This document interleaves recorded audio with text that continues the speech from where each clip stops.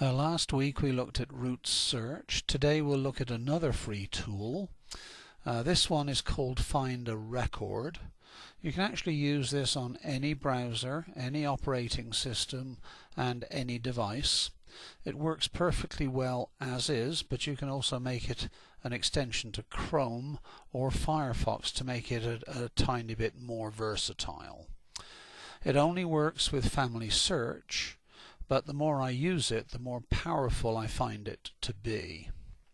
When you first arrive at the FindARecord website, you need to click the button to sign in with FamilySearch. That's that big orange button in the upper right. So let's go ahead and do that.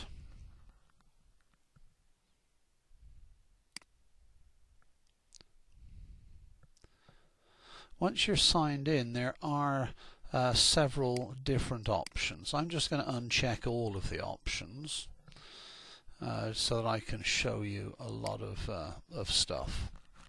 First of all, you can change the start person. You can, if you know that person's PID, you can just type it in there and click go. If you're using this as a Google or Firefox extension, then if you're in FamilySearch with somebody's page open, again it'll open straight there. Then there's the question of who do you want to find. Several different options there: ancestors, descendants, and so on. I personally like to search for cousins, so I usually have it that way. And you can see there's a lot of generations that you can search for if you really want to. I don't necessarily recommend searching 25 generations at a time because it takes so long to load. 4, 5 or 6 seems a much better option to me. Then there's the question of what is it that you want to do. The colored buttons are where FindARecord really comes into its own. You can activate any combination of those colors. For example, with sources, I'll click the box there, it will prompt me to find a particular type of record. For example, for my grandfather, it's telling me I need to add a death record. For my grandmother, a marriage record. For my mother, a marriage record, and so on.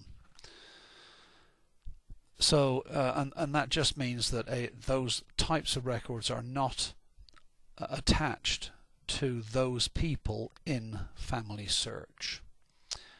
Next, if I just click on person, it'll tell me that, for example, for my grandfather I need to find a death. For my uncle Ken I need to find a death. For my great aunt Viola I need to find a birth and a death. So it's just prompting you as to exactly where your research could be very well directed. Then if we look at relationships, it tells me, for example, that John Green doesn't have parents in FamilySearch. It tells me that James Taylor only has a father and no mother.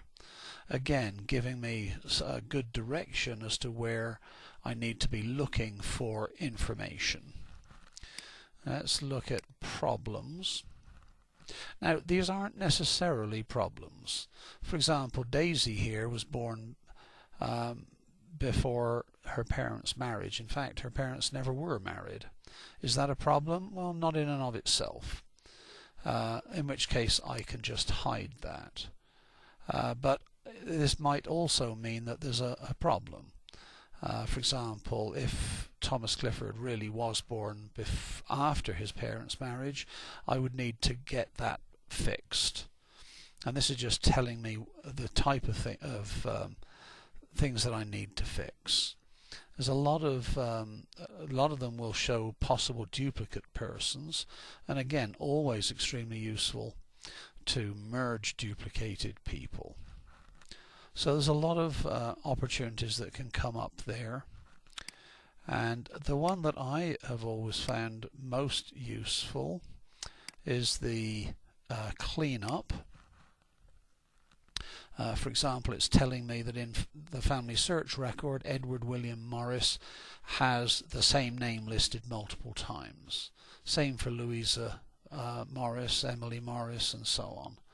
There are lots of other different types, but because I've already done a lot of cleanup, that's probably all that's going to come up there. Ordinances speaks for itself if you're LDS. If you're not, you probably don't have access to that particular tab anyway.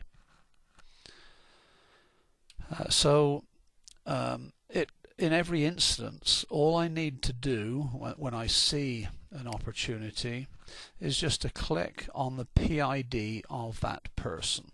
For example, if I have a marriage record for my grandmother, I just click on her PID. That will then open up a fresh tab with her information,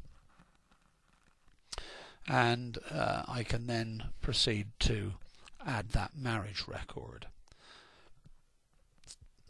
I think that with me, the more you use this tool, the more useful you'll find it to be. So have fun, and I'll see you next time.